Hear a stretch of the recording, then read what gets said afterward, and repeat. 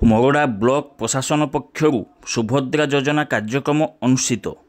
आज प्रधानमंत्री नरेंद्र मोदी भुवनेश्वर स्थित जनता मैदान पड़िया सुभद्रा योजना कार्यक्रम में जोग दे योजना को उद्घाटन करथिबा बेले एहार सीधा प्रसारण कार्यक्रम राज्यर प्रत्येक ब्लॉक रे करा जायछि। तेबे प्रधानमंत्री नरेंद्र मोदी हिताधिकारी सहित कथबार्ता हेउथबा बेले तांको सहित मुख्यमंत्री मोहन माझी और मगड़ा विधायक तथा नगर उन्नयन मंत्री डॉक्टर कृष्णचंद्र महापात्र उपस्थित थिबा देखिबाकू मिलिछि। सीधा प्रसारण भिडियो रे मगड़ा विधायकों को देखि मगड़ा निर्वाचन मंडली लोके बेस उत्साहित होई खुशी रे ताली मारिथिबा देखिबाकू मिलिथिला। एही परिप्रेक्ष्य रे मयूरभंज जिला मगड़ा ब्लॉक अधीन चित्रोड़ा जगन्नाथ मंदिर पड़िया मध्य उद्घाटनी कार्यक्रम आयोजित हो जाइछि।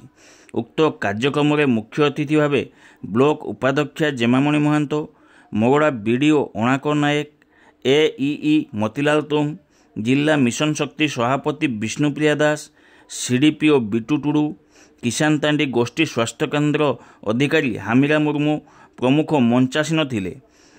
बीएलसी हिमांशु भूषण साहू परिचालना अनुष्ठित सभारे प्रथमे अतिथि मानक पुष्पगुच्छ दे संबोधित करिया परे अतिथिगण महाप्रभु जगन्नाथ निकट में प्रदीप प्रज्वलन करिवा परे सभा कार्य आरंभ होइतिला। सरकारक सुभद्रा योजना एक जुगान्तकारी योजना होइतिबा बेले उक्त योजना द्वारा नारी माने सुदृढ़ सशक्त होई परिबे बोली कहिथिले उपस्थित अतिथि माने। सुभद्रा योजना नारी शक्ति और प्रगति तथा नारी समृद्धि रे सहायक हो बोली कहिथिले। एहा परे प्रधानमंत्री नरेंद्र मोदी योजना को उद्घाटन करथिबा कार्यक्रम को एलईडी स्क्रीन रे सीधा प्रसारण करा जायतिला एवं एहा को उपस्थित हजार हजार महिला माने देखिथिले। उक्त कार्यक्रम रे अंगनवाड़ी दीदी, जीपीएलएफ सदस्य, प्राणी मित्र, कृषि मित्र, बैंक मित्र, बैंक सदस्य, ब्लॉक कर्मचारी तथा 3000 ऊर्ध महिला उपस्थित थिबा देखिबाकू मिलिथिला।